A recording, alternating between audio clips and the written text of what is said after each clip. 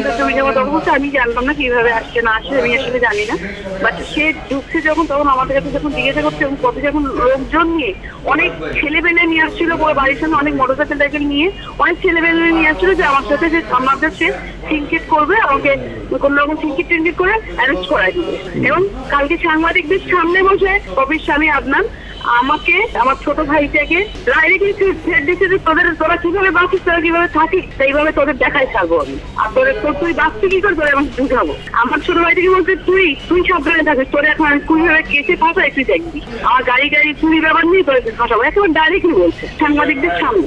এবং তাদেরও অনেক তর্ক বিতর্ক হয়েছে এবং তারা সেট করার জন্য মানে বিভিন্ন জায়গা থেকে তাকে এবং সামনাসামনি তাদের সেট করছে, সামনাসামনি যে আপনি এখানে কেন আসছেন, কার হুকুমে আসছেন, আপনি সব কথা লটায়েন না, আপনি সব কথা ছড়াবেন না। আমি মামলা করবো কারণ আমার জমি আমার বাপের সম্পত্তি থেকে আমাদের বঞ্চিত সে করতে পারে না, বাপের সম্পত্তি থেকে সে আমাদের বঞ্চিত করতে পারে না। বিশেষ করে আমার দুটো ছোট ভাই আছে, যে ভাই দুটো এখনো কিছু না, মানে ছোট, অবভিয়াসলি এটা স্বামী শহর হয়ে হবে। তো সে আমাকে দেখেছে, আমি ভাবছি কি করে যেটা আমাকে দেখবে। গিরি ঘোড়ার বিষয়টা নিয়ে হচ্ছে কালকে আমাদের বাসায় এসে সে জমি জমা, তারপর ওয়াটার লাইন সব তার নামে করে নিতে, বিদ্যুতের অফিস থেকে তারা সে উপর লেভেল, কোথায় উপর লেভেল আছে সেটা জানি না, আসলে তো দেখতেছি সে উপর লেভেল থেকে একটা করে সবকিছু তার নামে করে ফেলতেছে এবং আমাদের মানে একরকম বিতাড়িত করে ফেলছে। যখন আমি বাধা দিতে গেছি সে রাস্তার মধ্যে সে আমাকে মারধর শুরু করে। পপি ড্রাইভার সাথেই ছিল কিন্তু গায়ে তোলে নাই, কিন্তু গায়ে না পপি সবার বড়, আমি সেজো স্বামী ছিল, সন্তান ছিল, তার ড্রাইভার শিপন ছিল, তার ম্যানেজার ছিল কল্লোল, তারা সবাই ওখানে উপস্থিত ছিল যখন আমাকে গায়ে। আমি তো সিসি ক্যামেরা ফুটেজটাও থানায় জমা দিয়ে জমি দখলের জন্য ট্রাই করতেছে অনেক আগের থেকেই, কিন্তু কোনোভাবে পেরে উঠতেছে না।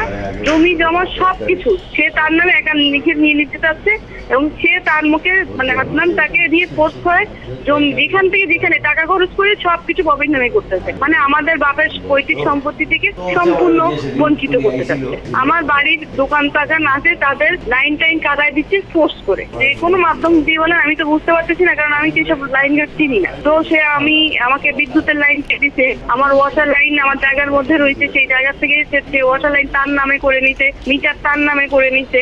ঝামেলা তৈরি হয়। পপির তো এক এক সময় এক একটা ফ্রেন্ড আছে, যখন নতুন ফ্রেন্ড হয় তখনই পপি বিভিন্ন উস্কানিমূলক কথাবার্তা বলে তাকে, আর সে তখনই জমি জমা নিয়ে সবসময় করে। 2008 সালেও আলমগীর স্যারকে আমরা যখন জানাইছিলাম যে স্যার আমাদের এই প্রবলেম, আব্বুকে প্রচুর মানে প্রেশার দিয়ে 2008 সালেই পপি অনেকটা জমি লিখে নিয়ে গেছে, আটকায় রেখে ঘুমের মধ্যে হাতে রেখে মারধর করে আব্বুর কাছে জমি লিখে নিয়ে।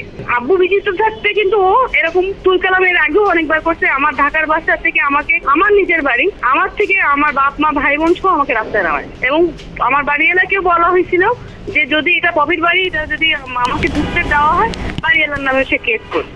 সেই ভয়তে আমার বাড়ি এলে আমাকেও বাড়িতে ঢুকতে দেয়। জি আমি মামলার দিকে আগাম। আসলে পপি বিয়ে করছেন কতদিন আগে, পপিকে তুলে নিয়ে গেছিল 5 বছরের কাছাকাছি গেছে। পপিকে তুলে নিয়েছে, সে বিয়ে করে। আমি আসলে কি ক্ষমতা, ওনার আসল ক্ষমতার উৎসটা কি সেটাই আজ পর্যন্ত জেনে পারলাম না।